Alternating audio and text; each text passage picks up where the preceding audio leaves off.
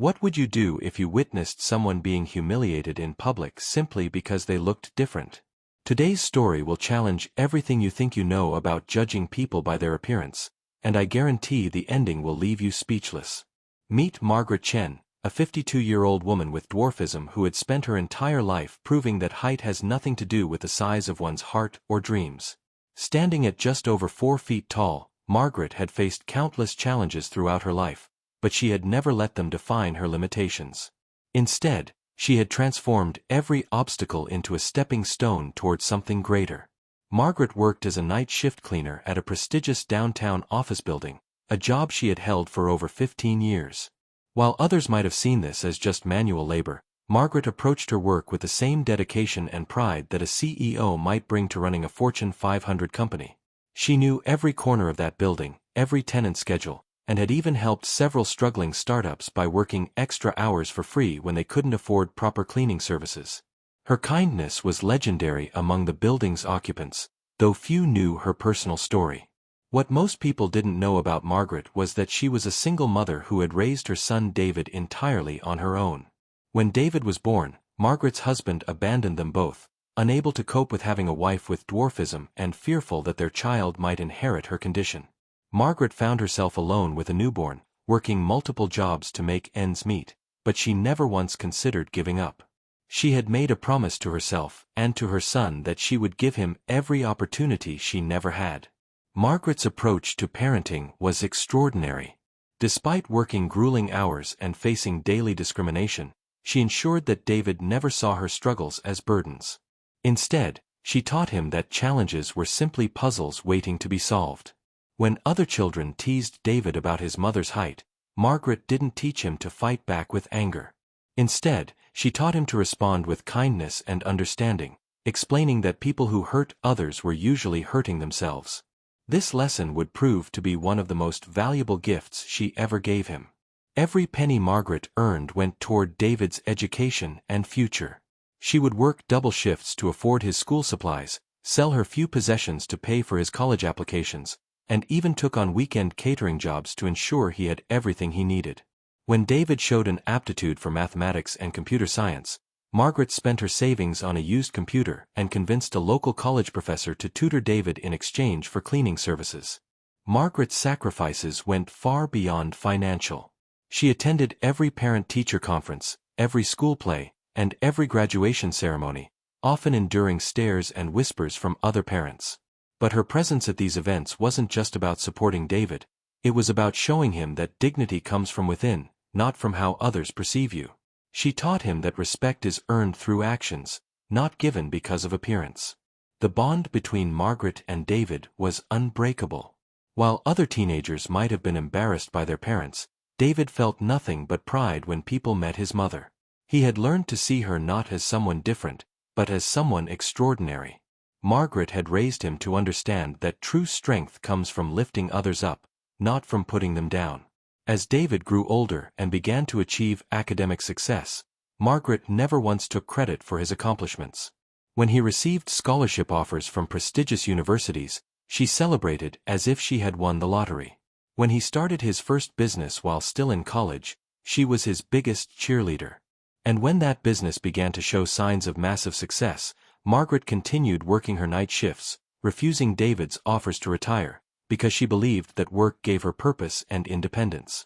This was Margaret Chen, a woman who had transformed every disadvantage into an opportunity to teach her son about resilience, compassion, and the true meaning of success. She had no idea that in just a few hours, her years of quiet dignity and strength would be tested in the most public way imaginable, and that the son she had raised with such love and wisdom would have the opportunity to show the world exactly what kind of man her parenting had created. It was a crisp Saturday afternoon in October when Margaret decided to treat herself to something she rarely did: lunch at a nice restaurant. David had been insisting for months that she deserved to enjoy some of the finer things in life, and after years of his encouragement, she had finally agreed to try Milano's, an upscale Italian restaurant downtown that had received rave reviews in the local newspaper. Margaret had spent extra time getting ready that morning. She wore her best dress, a navy blue outfit she had purchased years ago for David's college graduation, and had even treated herself to a professional manicure the day before. As she walked into Milano's, she felt a mixture of excitement and nervousness. This wasn't her usual environment, but David had taught her that she belonged anywhere she chose to be. The hostess, a young woman in her 20s, looked down at Margaret with barely concealed surprise. There was an awkward pause before she asked, "Do you have a reservation?" Margaret politely explained that she didn't, but wondered if there might be a table available for one. The hostess glanced around the half-empty restaurant and reluctantly led Margaret to a small table in the back corner, far from the windows and hidden from the view of most other diners. Margaret didn't complain about the table placement. She had learned long ago to pick her battles, and she was simply grateful to be there. She ordered a modest pasta dish and a glass of water, taking her time to study the menu and enjoy the elegant atmosphere. For the first 30 minutes, everything was peaceful. Margaret was actually beginning to relax and enjoy herself when a group of 4 people was seated at the table directly next to hers. The group consisted of 2 couples in their 40s, clearly wealthy based on their designer clothing and expensive accessories. They were loud and animated, discussing their recent vacation to Europe and their plans to renovate their vacation home. Margaret paid them no attention at first, focusing on her meal and the book she had brought to read.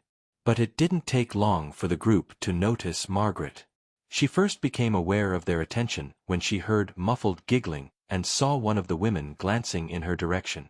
Margaret had experienced this countless times throughout her life, so she simply continued eating, hoping they would lose interest and move on to other topics. Unfortunately, the group's behavior only escalated.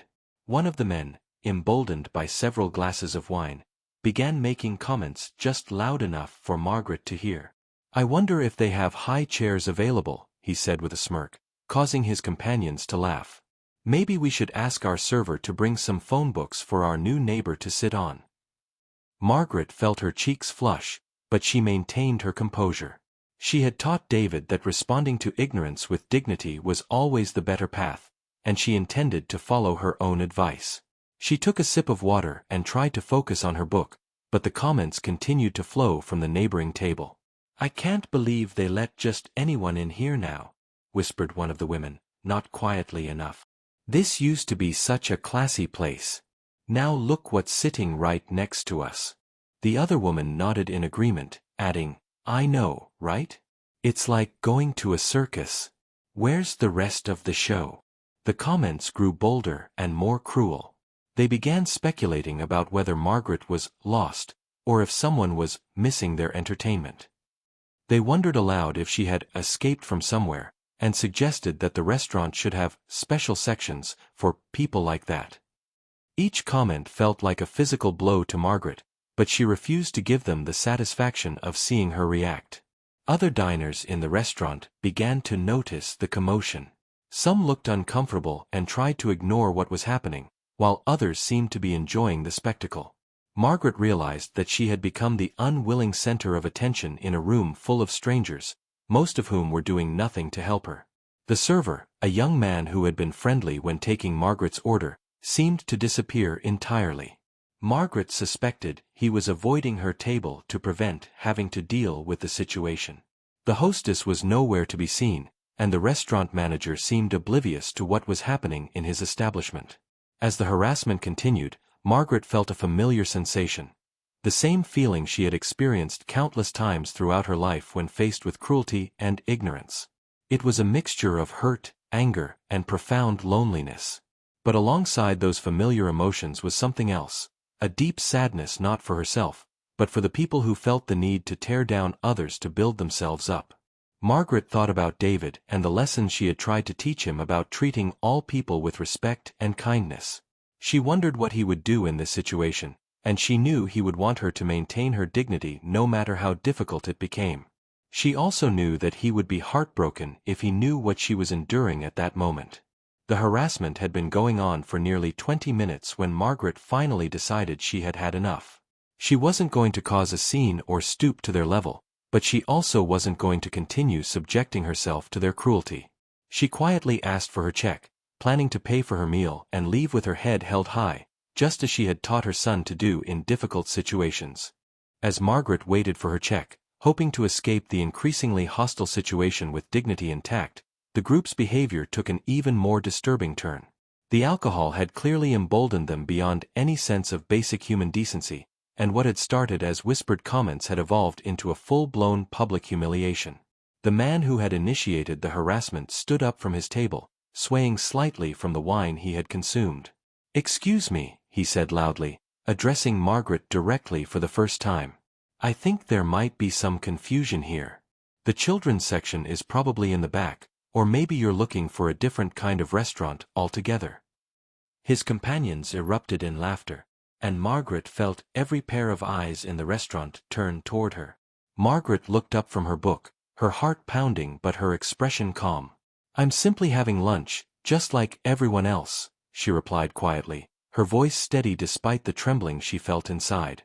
She had learned long ago that remaining calm in the face of aggression often disarmed bullies, but this group seemed determined to escalate the situation regardless of her response. "Oh, it talks!" exclaimed one of the women, clapping her hands together mockingly. "How adorable! Tell me, do you need help reaching the salt shaker? Or maybe we should ask the waiter to bring you a booster seat." The cruelty in her voice was matched only by the gleeful expressions on her companions' faces. Other diners in the restaurant were now openly staring. Some looked uncomfortable and embarrassed by what they were witnessing, but none intervened. A few seemed to be recording the incident with their phones, though whether to document the harassment or simply for their own entertainment was unclear. Margaret felt completely alone in a room full of people. The harassment took on an even more sinister tone when the second man joined in. "You know what I think," he said, loud enough for the entire restaurant to hear. "I think someone's playing a prank on us. This has got to be some kind of joke, right? Like one of those hidden camera shows." He looked around the restaurant as if searching for cameras, his voice dripping with mock confusion. Margaret felt tears beginning to form in her eyes, but she refused to let them fall. She thought about the countless times she had faced similar situations throughout her life, at grocery stores, at David's school events, on public transportation, in doctors' offices. Each time, she had maintained her dignity and used these experiences as teaching moments for her son about the importance of treating all people with respect. But this felt different. This was more prolonged, more public, and more vicious than anything she had experienced in years. The group seemed to be feeding off each other's cruelty, each comment becoming more outrageous than the last. What hurt Margaret most was not just the words themselves, but the realization that these were supposedly educated, successful people who should have known better. "I have an idea," announced the first woman, her voice filled with artificial sweetness. "Why don't we take a picture? I bet our friends would love to see what we found at our fancy lunch spot today. It's like going to the zoo, but the exhibits are walking around free." She pulled out her phone and began to point it in Margaret's direction. This was Margaret's breaking point. Being mocked was one thing, but being photographed like some sort of curiosity exhibit was a violation she couldn't tolerate. "Please don't," she said firmly, her voice carrying a strength that surprised even her. "I'm asking you politely to stop this behavior and leave me alone." The group exchanged glances, seemingly surprised that Margaret had found her voice. For a moment, there was silence, and Margaret hoped that her firm but respectful response might end the harassment. But instead of backing down, the group seemed to interpret her words as a challenge. "Oh, now it's making demands," laughed the second woman. "How precious. Tell you what, tiny dancer, why don't you stand up on your chair and give us all a little performance? I bet you'd be great at entertaining kids' birthday parties." The suggestion was met with raucous laughter from her companions. Margaret remained seated, her hands folded in her lap, her back straight. She had spent decades teaching David that true strength came from maintaining one's principles even in the face of adversity, and she was determined to live up to her own teachings. But inside, she was screaming. The humiliation was overwhelming, and she felt more alone than she had in years. The server finally appeared with her check, his face flushed with embarrassment. He clearly knew what was happening but seemed paralyzed by the situation. "I'm sorry," he whispered to Margaret as he placed the check on her table. "I wish I could do something, but my manager says we can't get involved in customer disputes." Margaret nodded understandingly, even though she felt abandoned by the restaurant staff. She reached for her purse to pay the check, her hands trembling slightly. All she wanted was to leave with whatever dignity she had left, go home, and try to forget this nightmare had ever happened. But the group wasn't finished with her yet. As Margaret counted out the money for her bill, including a generous tip for the embarrassed server, the harassment reached its crescendo. What happened next would be seared into the memory of everyone present, and would set the stage for a confrontation that none of them could have anticipated. As Margaret prepared to leave, carefully placing her money on the table and gathering her purse and book, the group's leader, the man who had started the harassment, suddenly had what he clearly thought was a brilliant idea. "Wait, wait, wait," he called out, raising his hand dramatically. "Before our little friend leaves, I think we should give her a proper send-off. After all, it's not every day we get dinner and a show." He stood up unsteadily and began to applaud slowly and mockingly. "Ladies and gentlemen," he announced to the entire restaurant, "let's give a big hand to our entertainment for the evening. Come on, everyone, show some appreciation for the circus act."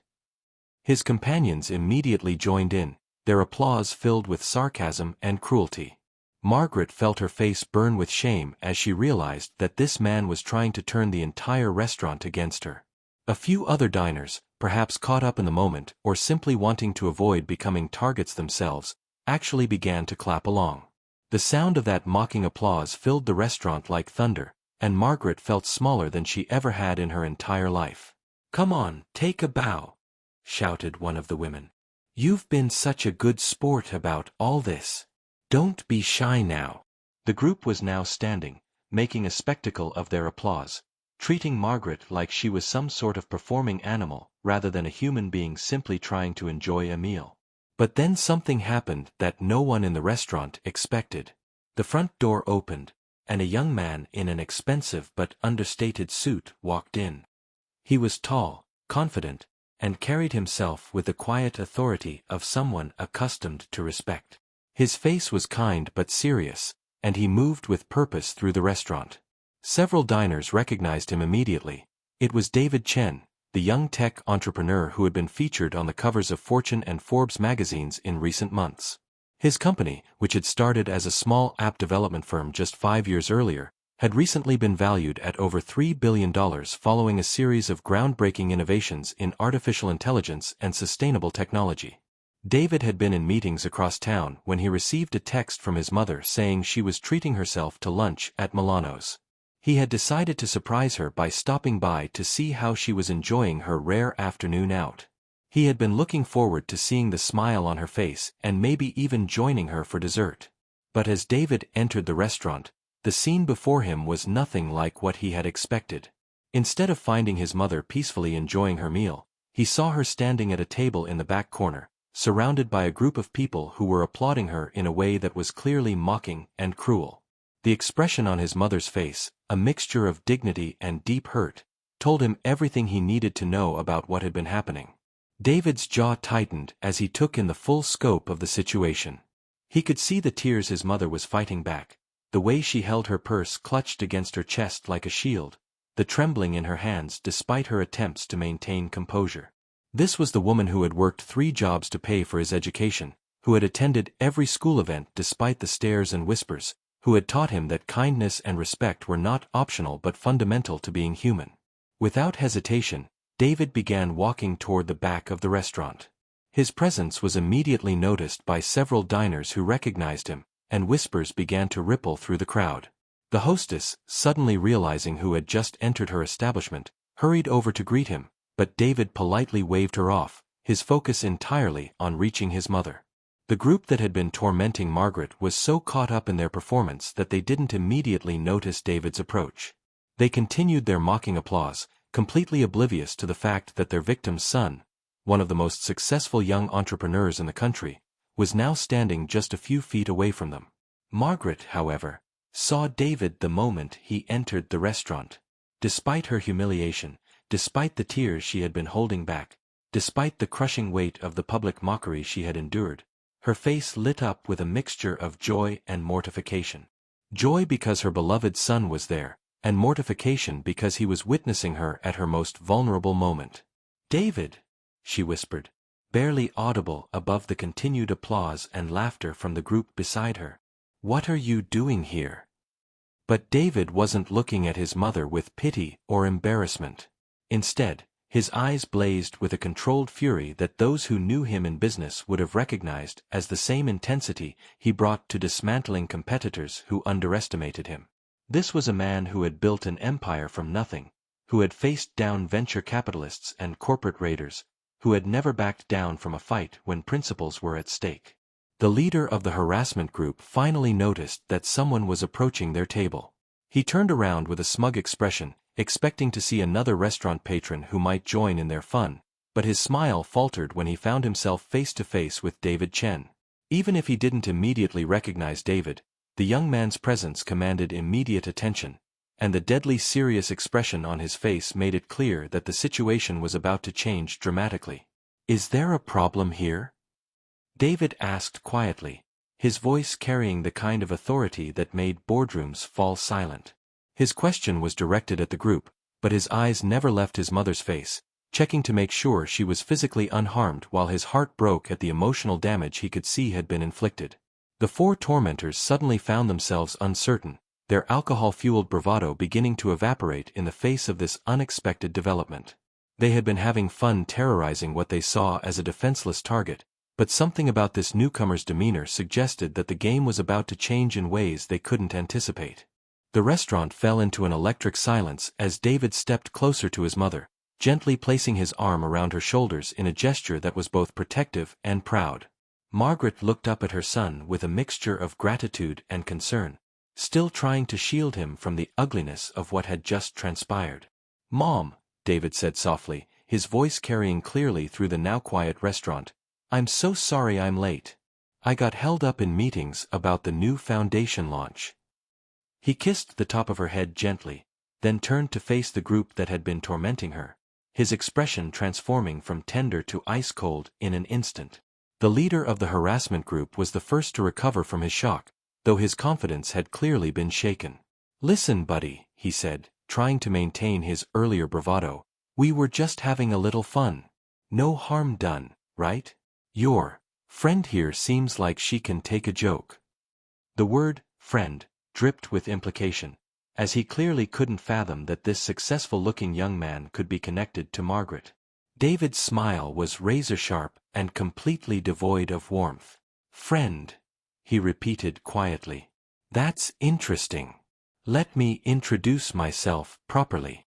He pulled out his business card and placed it on the table with deliberate precision. "I'm David Chen, CEO of Chen Innovations, and this friend you've been entertaining yourselves with is my mother." The color drained from the faces of all four harassers as they stared at the business card. Even if they hadn't recognized David initially, they certainly knew the name Chen Innovations. It had been impossible to miss in the business news over the past year. The company's recent breakthrough in clean energy storage had made headlines worldwide, and David had been featured on the cover of every major business magazine. "Your mother," stammered one of the women, her voice barely above a whisper. The reality of what they had done was beginning to sink in, and with it came the terrifying realization of who they had chosen as their target. "Yes, my mother," David continued, his voice gaining strength and carrying clearly to every corner of the restaurant. "The woman who worked 3 jobs to put me through school. The woman who sold her jewelry to buy my first computer. The woman who taught me that a person's worth has nothing to do with their appearance and everything to do with their character. The woman who cleaned office buildings at night so I could have tutors during the day. The woman who never missed a single school event, despite people like you making her feel unwelcome." Margaret reached for David's hand, trying to calm him. "David, please," she whispered. "It's okay. Let's just go." But David gently squeezed his mother's hand and continued. "No, Mom. It's not okay. You taught me to stand up for what's right, and that's exactly what I'm going to do." He looked directly at each member of the group, his gaze unwavering. "You want to know what real entertainment looks like? Let me tell you about this incredible woman you've been mocking." David's voice rose as he addressed not just the harassers, but the entire restaurant. This is Margaret Chen, and she's the most remarkable person I've ever known. When I was 7 years old, she worked 16-hour days so I could attend a better school. When other kids teased me about having a mother with dwarfism, she taught me that their words said nothing about her and everything about their own insecurities. When I wanted to quit college because the workload was too demanding, she reminded me that challenges are just opportunities in disguise, a lesson she had learned through decades of facing ignorance and discrimination with grace. The restaurant was completely silent now, every person hanging on David's words. The servers had stopped moving, the kitchen had gone quiet, and even the background music seemed to have faded away. When I started my first business and was working out of our tiny apartment, my mother would bring me sandwiches at 2 a.m. and help me stuff envelopes for marketing campaigns. When investors told me I was too young and inexperienced, she reminded me that being underestimated was actually an advantage. When the company finally took off and I could afford to buy her anything she wanted, you know what she asked for? Nothing. She just wanted to keep working because she said it gave her purpose. David's voice broke slightly with emotion as he continued. Last year, when Forbes named me to their 30 under 30-foot list, the reporter asked me about my success. You know what I told him? I told him that everything I've achieved, every innovation my company has created, every job we've provided for thousands of employees, every scholarship we've funded for underprivileged kids, all of it exists because a 4-foot-tall woman refused to let the world's limitations become her own. The transformation in the restaurant was palpable. People who had been watching the harassment with indifference or amusement now looked ashamed of their inaction. The servers who had avoided Margaret's table were now staring at her with newfound respect. And the 4 people who had spent the better part of an hour tormenting her looked like they wanted to disappear entirely. I employ over 3,000 people worldwide, David continued, his voice steady but filled with passion. My company has been valued at $3.2 billion. I've been invited to speak at the World Economic Forum, and next month I'm meeting with the UN about sustainable development initiatives. But none of that, absolutely none of it, means as much to me as being Margaret Chen's son. He turned back to his mother, his expression softening completely. Mom, I am so proud to be your son, and I am so sorry that these people made you feel anything less than the extraordinary woman you are. Margaret's eyes were filled with tears now, but they were tears of pride and love, not humiliation. Oh, David, she whispered. You didn't have to do this. Yes, I did, he replied firmly. You taught me that staying silent in the face of injustice makes us complicit in it. You taught me that we have a responsibility to speak up for those who might not have a voice. And you taught me that kindness isn't weakness, it's the strongest force in the world. David then turned back to the 4 harassers, who were now sitting in stunned silence. I want you to understand something, he said, his voice calm but implacable. My mother chose not to respond to your cruelty because she's a better person than you'll ever be. She chose dignity over retaliation because that's who she is. But I'm choosing differently. The group braced themselves for what they assumed would be threats or legal action, but David surprised them once again. I'm going to do something my mother taught me to do when faced with people who are hurting others, he said. I'm going to give you an opportunity to learn and grow. My company's diversity and inclusion program works with organizations nationwide to educate people about unconscious bias and the power of inclusive communities. I'm going to personally ensure that each of you receives information about these programs, not as punishment, but as an opportunity to become better people. He paused, letting his words sink in. Because the truth is, people who feel the need to tear others down are usually struggling with something themselves. My mother taught me that responding to cruelty with more cruelty just perpetuates the cycle. So instead, I'm choosing to respond with education and hope for change. The restaurant manager, who had finally emerged from the kitchen, approached the table nervously. Mr. Chen, he said, his voice shaking slightly, I want to apologize on behalf of Milanos for what happened here today.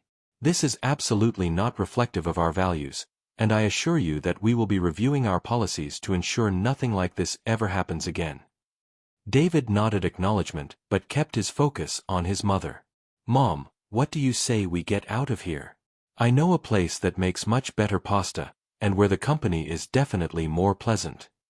Margaret smiled through her tears and took her son's offered arm. As they walked toward the front of the restaurant, something unexpected happened. One by one, the other diners began to stand and applaud. But this time, the applause was genuine, respectful, and filled with admiration for both Margaret's dignity and David's love for his mother. As they reached the door, David turned back one final time to address the restaurant. My mother always told me that how we treat the most vulnerable among us reveals who we really are as human beings. Today, some people in this room failed that test. But it's not too late to do better. It's never too late to choose kindness over cruelty, understanding over ignorance, and love over hate. Outside the restaurant, as they walked to David's car, Margaret finally spoke. You know, David, I'm proud of what you accomplished in there, but I'm even more proud of how you did it. You could have destroyed those people, but instead, you chose to try to help them become better. That's the lesson I most hoped you'd learn. David hugged his mother tightly. I learned it from the best teacher in the world, he said. Now, how about that better pasta I promised you? And this time, we're going somewhere that understands that the most important ingredient in any meal is respect for every person who walks through the door. As they drove away, leaving Milano's behind them, both mother and son knew that this day would be remembered not for the cruelty they had encountered, but for the love, dignity, and hope they had demonstrated in response. In a world that often seems divided by differences, they had shown that the bonds of family, the power of respect, and the choice to respond to hatred with wisdom and compassion could triumph over even the most humiliating circumstances.